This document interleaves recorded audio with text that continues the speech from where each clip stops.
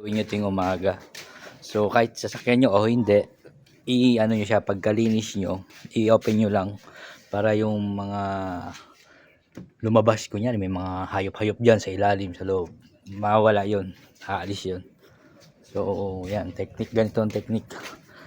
I-open nyo lang yung mga pinto para yung mga amoy nung upuan, sisingaw, hindi siya makukulob lalo. Yan, diba? Ganyan lagi. So wala naman yung bangga kahapon, okay naman, maayos. So shoutout ko kay kuya, wag matataranta pag nagdadrive ha, tandaan mo, isa lang ang buhay. Finish lagi. So yan, gagawin nyo yung umaga yan, bago kayo pumasok sa trabaho o may pupuntahan, open nyo lang para yung singaw hindi siya makukulob. Tapos bago kayo pumasok ng sakyan, ibuksan nyo muna yung aircon, tapos hayaan nyo muna lumamig. Huwag kayo basa-basa papasok pag mainit kasi masama po yun. Yan, tandaan nyo ha, no?